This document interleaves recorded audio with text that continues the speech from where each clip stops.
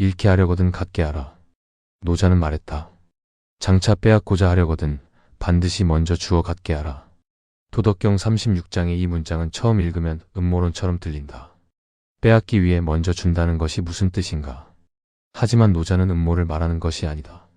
자연의 이치를 말하는 것이다. 팽창하는 것은 반드시 수축한다. 강해지는 것은 반드시 약해진다. 올라가는 것은 반드시 내려온다. 그리고 많이 가진 것은 반드시 잃게 된다. 시장은 지금 많은 것을 주고 있다. 불장이다. 어떤 종목을 사도 오르는 것 같아. 역대급 수익 인증이 넘쳐난다. 계좌에 숫자가 쌓이고 있다. 매매하는 모든 것이 잘 되는 것 같아. 시장이 나에게 선물을 주고 있다. 그 순간이 가장 위험하다. 노자의 문장이 정확히 이 순간을 가리킨다. 시장이 많이 줄 때는 반드시 경계해야 한다. 왜냐면 많이 주는 것은 빼앗기 위한 준비일 수 있기 때문이다. 역사는 반복된다. 시장은 언제나 이 순서로 움직였다. 시장이 선물을 줄 때 인간에게 무슨 일이 일어나는가? 첫째, 자신감이 커진다. 수익이 연속으로 나면 내가 잘하고 있다는 확신이 생긴다. 전략이 맞다는 확신이 아니라 내가 시장을 읽고 있다는 착각이다. 그 착각이 판단을 흐린다. 평소라면 하지 않을 매매를 한다. 평소라면 들어가지 않을 자리에 들어간다. 둘째, 비중이 커진다. 계속 수익이 나니까 더 크게 해도 될 것 같아. 조금만 더 공격적으로 하면 훨씬 더 벌 수 있을 것 같아. 시드를 늘리고 레버리지를 키우고 평소에 2배, 3배로 진입한다. 시장이 준 선물을 담을 그릇을 키운다.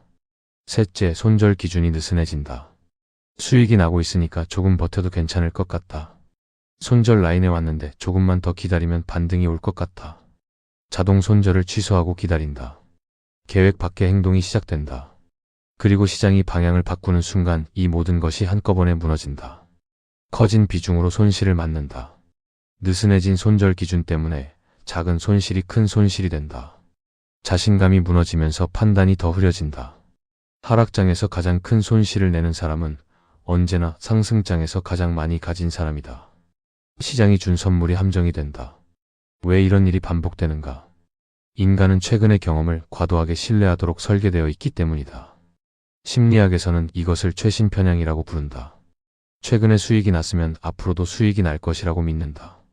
최근에 시장이 올랐으면 앞으로도 오를 것이라고 믿는다. 최근의 패턴이 영원히 지속될 것이라는 착각이다. 하지만 시장은 최신 편향을 알고 있다. 더 정확히는 시장이 그 편향을 이용한다. 충분히 많이 주고 충분히 자신감을 키워준 다음 방향을 바꾼다. 가장 많은 사람이 가장 크게 베팅하고 있을 때 반전이 온다.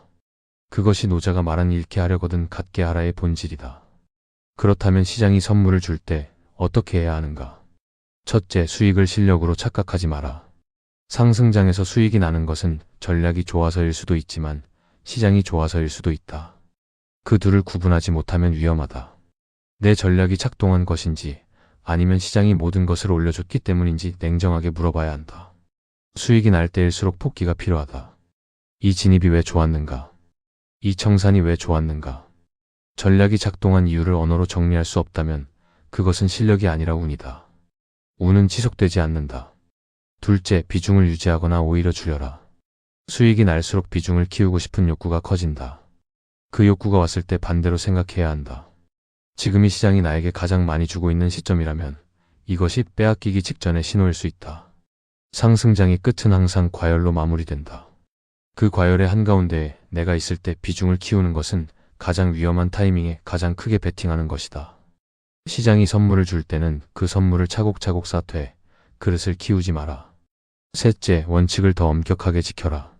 수익이 날 때 원칙이 느슨해진다. 조금 늦게 손절해도 괜찮을 것 같아. 조금 더 버텨도 될 것 같아. 하지만 정확히 이 순간의 원칙이 가장 중요하다.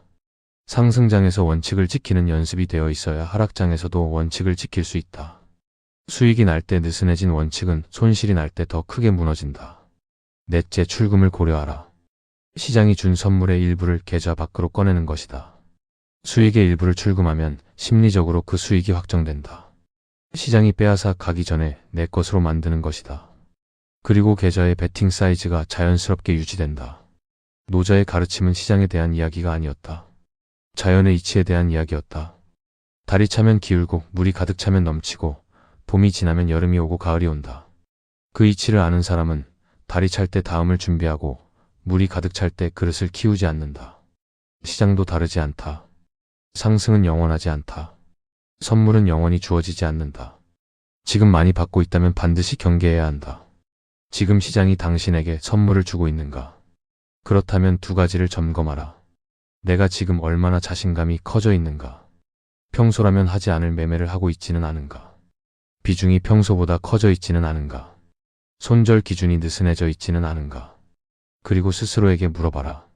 시장이 지금 나에게 주고 있는 것인가? 아니면 빼앗기 위해 주고 있는 것인가? 장차 빼앗고자 하려거든 반드시 먼저 주어 갖게 하라. 시장이 선물을 줄 때 가장 경계해야 한다. 많이 가진 것은 잃을 준비를 하고 있다는 신호다. 수익이 날수록 원칙으로 돌아가라. 시장이 줄 때 받되 그릇을 키우지 마라.